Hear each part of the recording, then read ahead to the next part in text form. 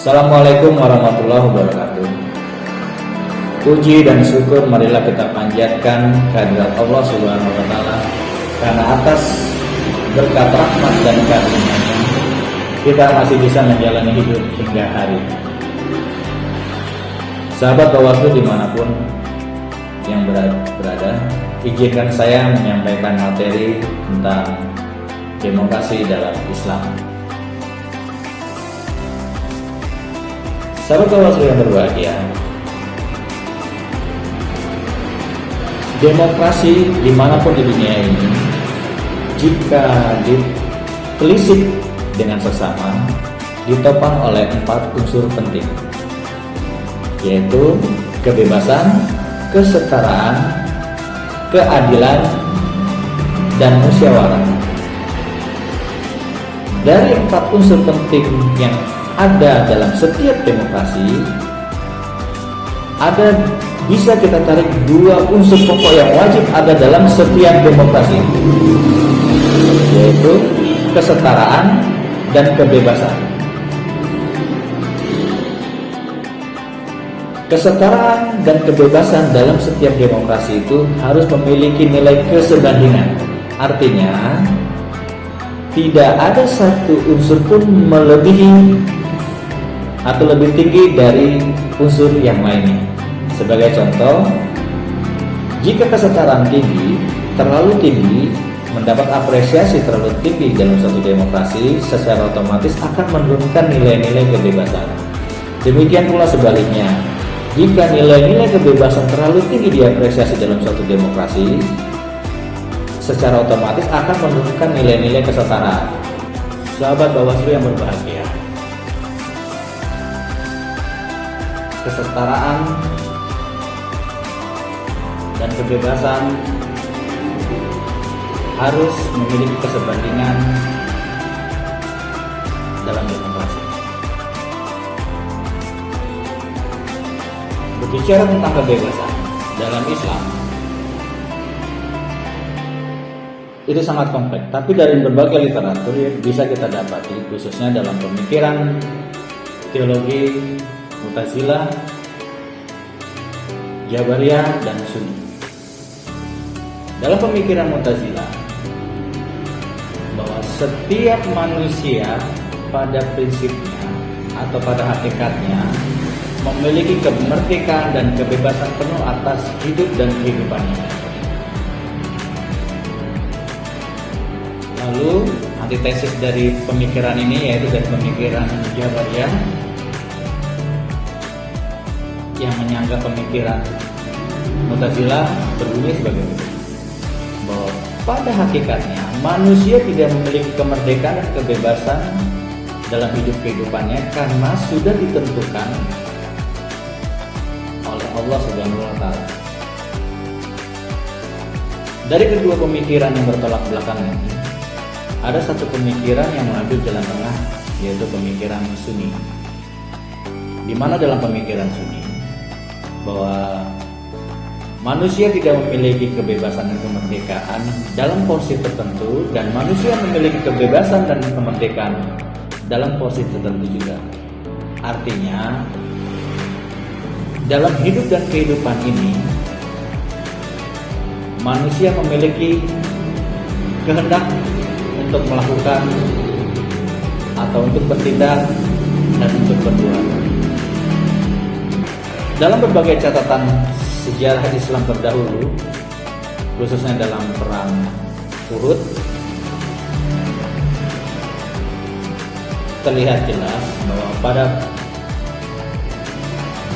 bahwa Islam itu pada prinsipnya memberikan ruang yang sebesar-besarnya terhadap kebebasan, khususnya kebebasan berpendapat, berpikir, berkumpul, dan sebagainya. Di mana dalam perang sebelum terjadinya perang Uhud itu, Nabi memberikan ide bahwa umat Muslim kala itu harus berperang di dalam, artinya di kota Madinah. Ada salah seorang sahabat menanyakan, "Ya Rasulullah, di mana posisimu untuk masalah ini?" Artinya sahabat itu bertanya, apakah ini pendapat Rasul sebagai utusan Allah atau pendapat Rasul sebagai manusia pribadi? Rasulullah menjawab bahwa ini adalah pendapatku sebagai seorang manusia. Melihat hal itu,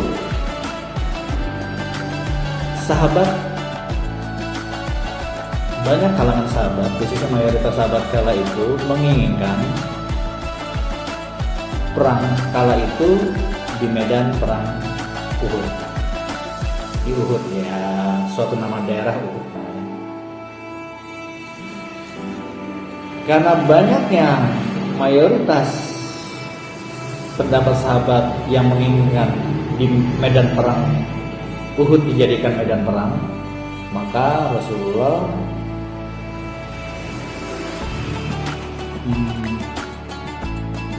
mempersilahkan atau menjadikan Uhud sebagai medan perang kala itu. Sahabat Bawaslu yang berbahagia dimanapun, dari sini kita bisa mengetahui bahwa pada prinsipnya Islam memberikan ruang yang sebesar-besarnya terhadap kebebasan. Kebebasan dalam Islam, kebebasan yang terbatas atau kebebasan tidak bebas. Maksudnya seperti ini.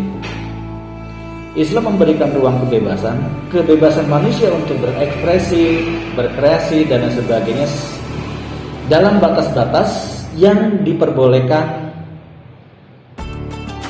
oleh aturan dan peraturan yang telah ditetapkan, baik itu aturan ilahiyah maupun aturan yang dibuat oleh manusia. Hal itu jelas sekali nampak kalau kita membaca Piagam Madinah, di mana umat Yahudi diberikan kebebasan untuk menjalankan tradisi dan budayanya seperti itu, namun dengan batasan-batasan tertentu yang disepakati. Kemudian bicara tentang kesetaraan.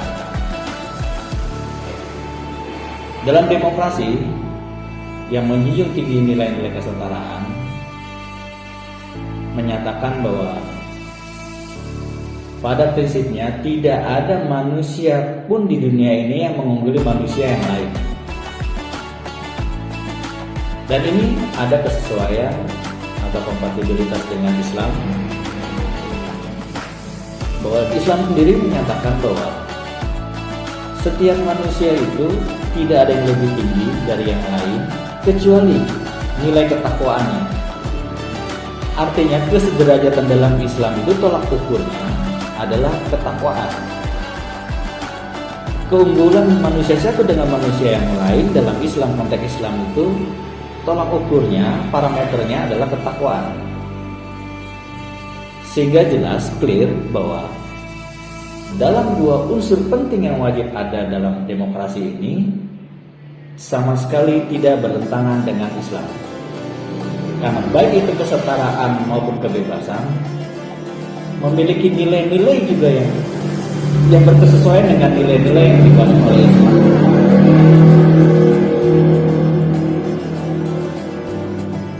Demikian, walaupun masih ada beberapa pendapat yang menyatakan bahwa demokrasi itu produk dunia, demokrasi itu ilmu dunia, demokrasi itu produk togut dan lain sebagainya. Menurut saya ini adalah pemikiran sesat.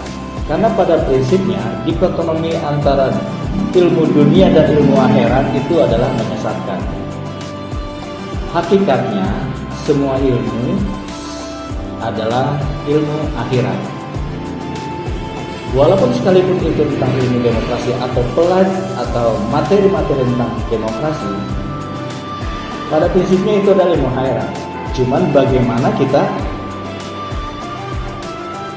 menyikapi hal itu selama itu dilaksanakan dengan ikhlas, sebagai contoh seperti ini. ilmu matematika banyak orang menyatakan bahwa itu ilmu dunia. Padahal kalau tanpa kita mempelajari ilmu matematika, bagaimana kita mau berbicara tentang zakat?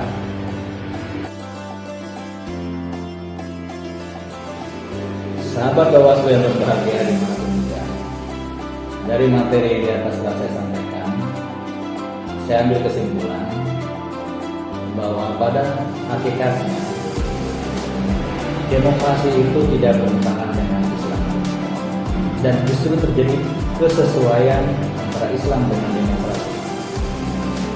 Karena pada prinsipnya demokrasi dimanapun di dunia ini yang tidak ada kesamaan secara identik, ada struktur perbedaan. Jadi demokrasi di seluruh dunia ini itu mengadopsi nilai-nilai lokal atau budaya lokal. Demikian juga di Indonesia. Sejatinya pemahaman tentang demokrasi itu harus dibangun dengan nilai-nilai yang hidup dan tumbuh dalam masyarakat. Sekian dari saya. Wassalamualaikum warahmatullahi wabarakatuh.